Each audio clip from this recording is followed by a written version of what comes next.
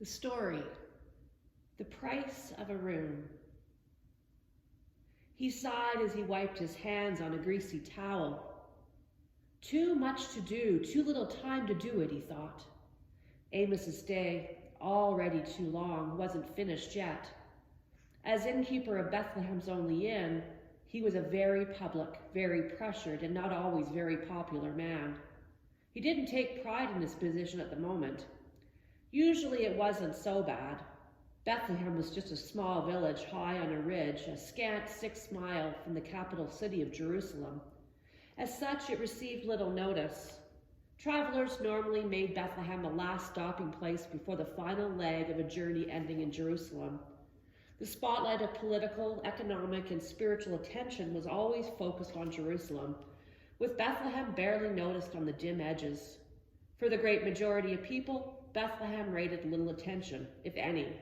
It was but an insignificant moon in the orbit of Jerusalem's sun. Until now. Although present-day Bethlehem was of little consequence, its past once brought its prominence.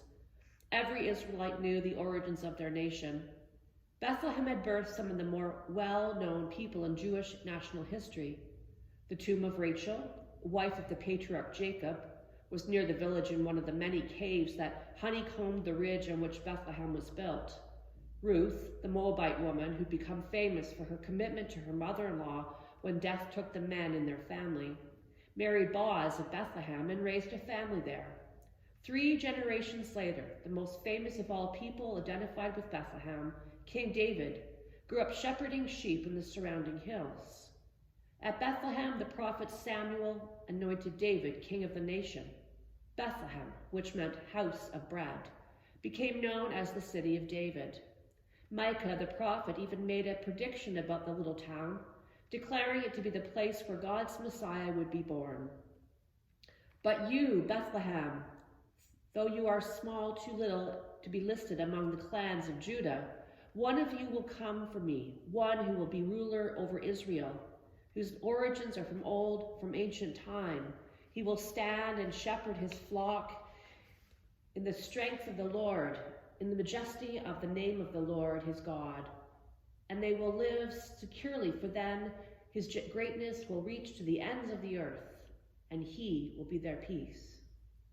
It was a powerful prediction at the time. The hometown of the nation's most famous shepherd king would be the birthing place of the king of the universe. From the shepherd hills of little Bethlehem, one would emerge a shepherd to an entire world. However, as the years, decades, and centuries passed, both Bethlehem's former glory and prophetic future faded until it receded into a sleepy village on the hilly outskirts of Jerusalem. Until now. The politics of the region had always been volatile, and currently the Romans ruled the region, overseeing an uneasy peace. Unrest always simmered under the surface. The Romans had done much for the infrastructure of the land, building roads, aqueducts, and other public works projects, but all of that came for a price.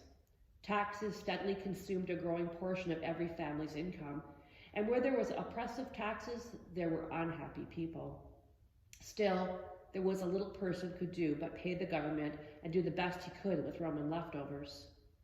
The most recent edict delivered in the name of Caesar Augustus mandated a census to be taken of the entire inhabited world under Roman rule. Since the Jews identified themselves by the hometowns of their family's origin, all the descendants of a particular family tree had to return to their roots and register. A census completion meant, of course, more tax collection.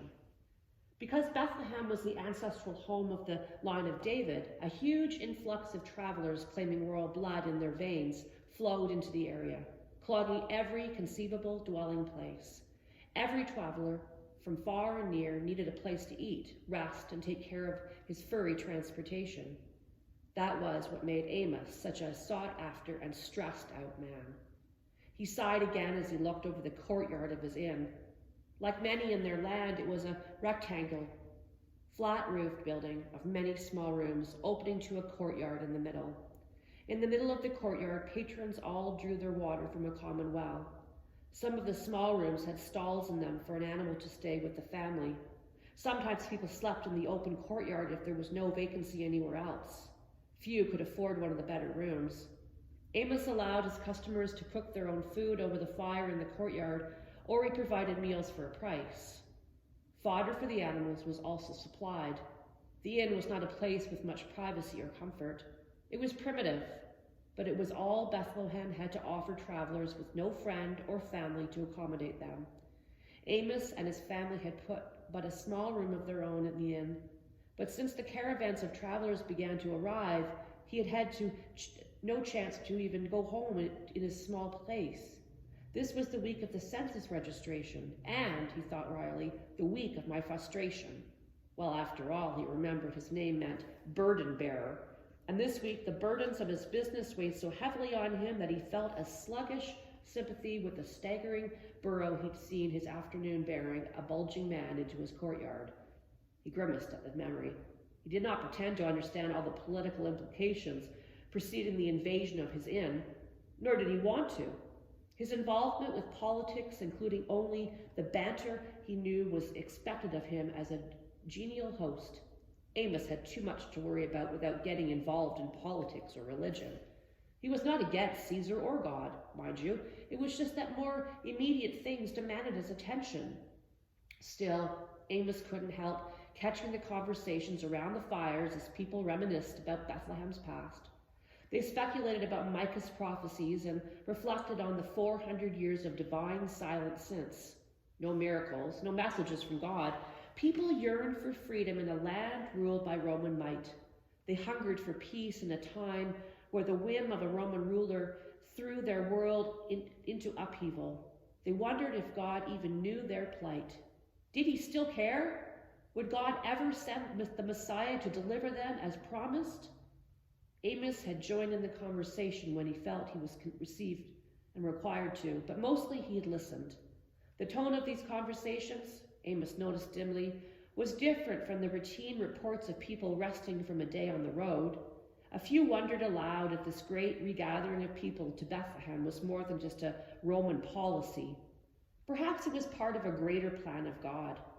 Such talk grabbed his attention briefly, but soon the request of another guest of the inn demanded his attention, and any thoughts of God were gone. Amos considered himself to be like many people. He wasn't against God. He believed in God and had a sense of respect for things spiritual, but he never seemed to have enough time to really get serious about religion. There was an inn to run, and with guests to please, orders to fill, bills to pay, suppliers to work with, and something was always in need of repair. Then there was his wife and children. His children were growing so fast, it seemed that he got to spend so little time with them. He and his wife worked hard together, but they were usually too busy to really spend the kind of time that makes a marriage strong and satisfying. Beyond that, there never seemed to be any time for Amos to enjoy by himself.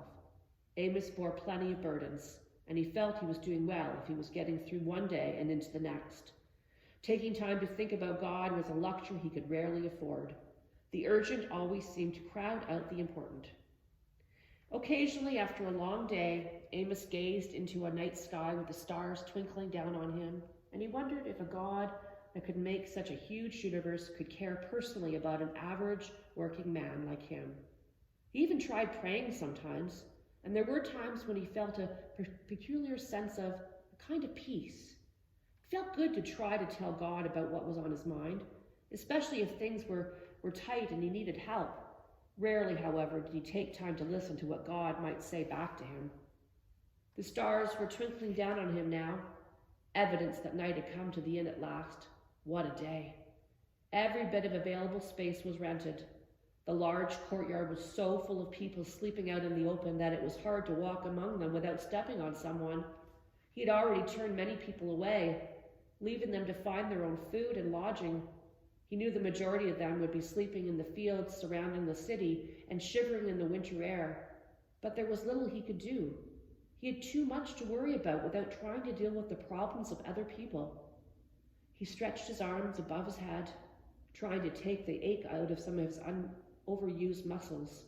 His back was sore, his feet ached, his stomach was growling from not having time to eat, and he just wanted to get some rest.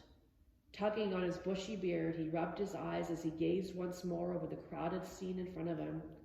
Some still sat up talking around the fires.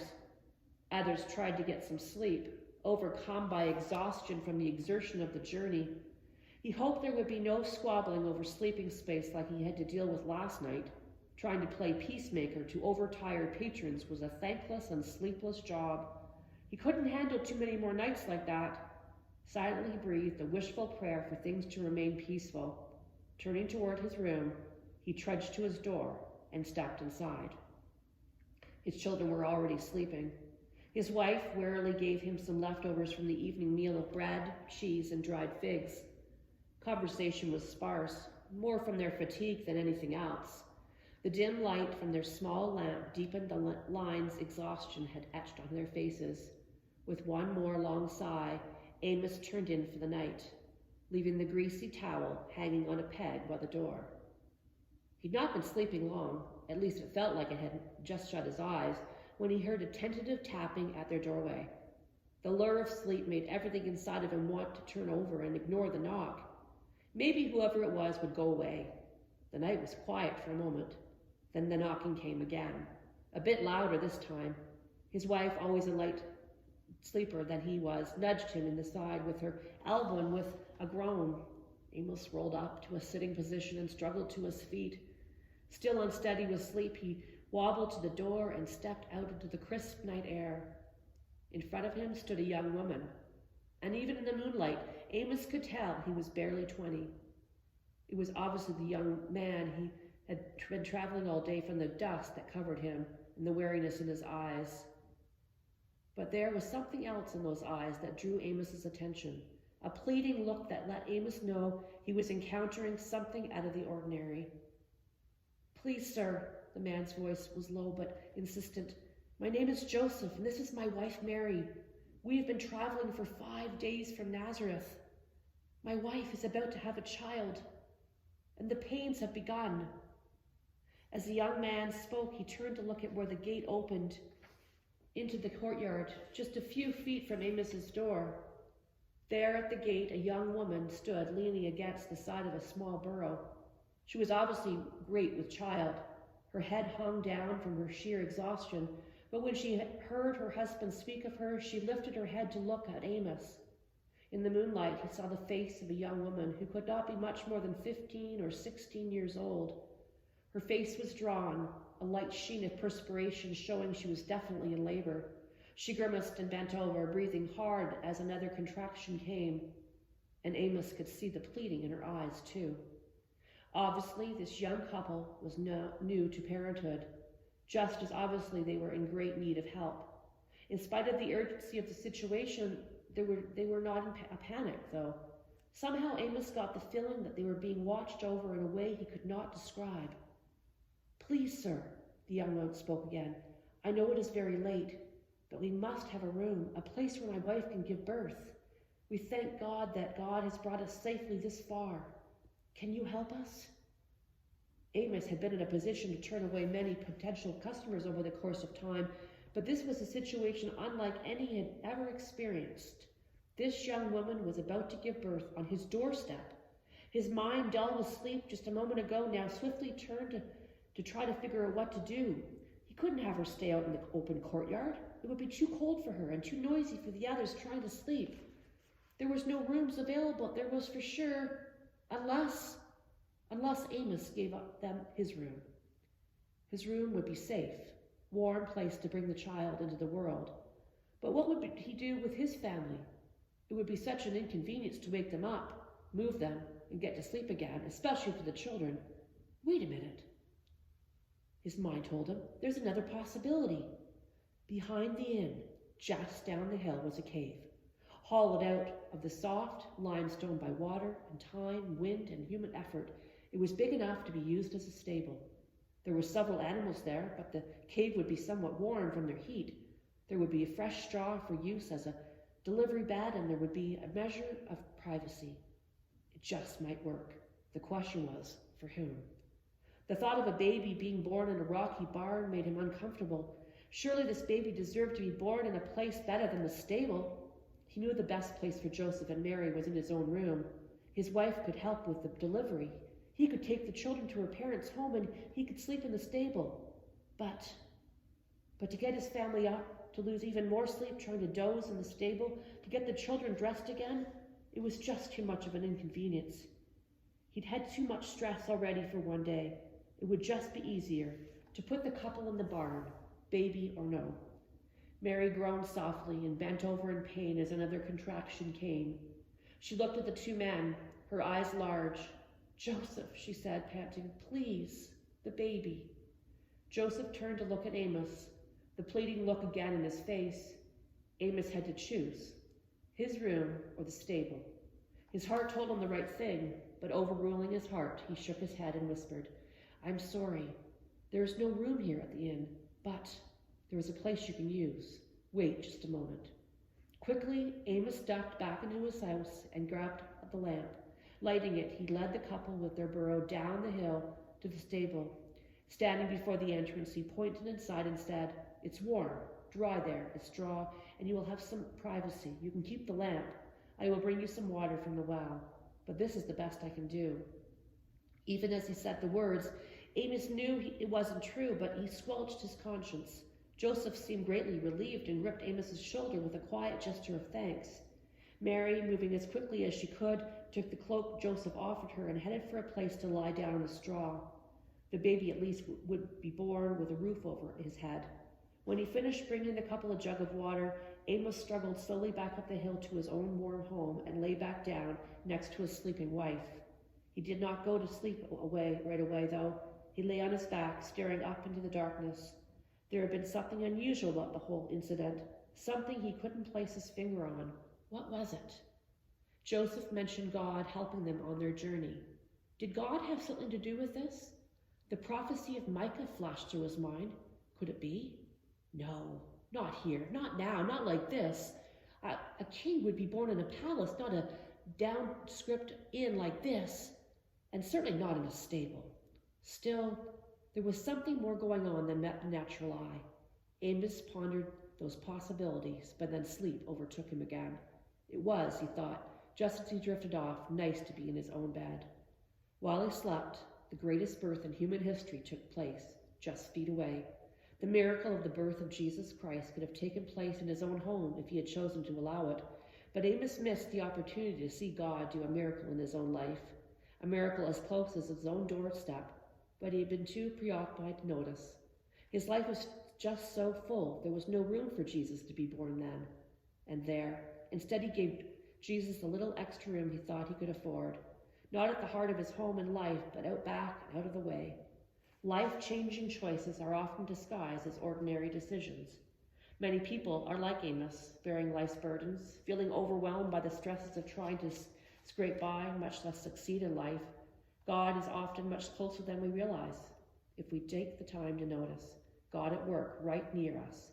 God is waiting to bring us the miracle of spiritual birth, the supernatural wonder of seeing Jesus make himself at home in our own life. Yes, Jesus brings changes that we may not initially think of or convenient, but in the long run, these changes become indescribable. Yet, like Amos, we are so busy, too busy for the King of the universe to take his rightful place on the throne of our hearts. We may not feel we are opposing the Lord, but it is all too easy to allow other urgent things to be more important. This seemingly essential issue crowded the Master out of the activity influencing our lives. In so choosing, we show where our true loyalties lie. Oftentimes, the Lord comes to us in ways we do not expect. The nudge we feel in our hearts is the whisper of God's Spirit beckoning us to discover the miracle just beyond the mundane. Too often our minds, frazzled by the rush of life, overrule the voice we hear speaking to our hearts, and God is moved to the back of our lives out of the way again. For Amos, the price of a room that Christmas Eve cost him more than he could have ever realized. It was the price of missing out on the miracle of Christ's birth, and God's best for Amos and his family. For us, the price of a room is much more than we could ever humanly calculate. It's the price we pay when we choose not to open our hearts to Jesus. It is the price of missing God's best. There's someone knocking at the door of your heart. Have you any room?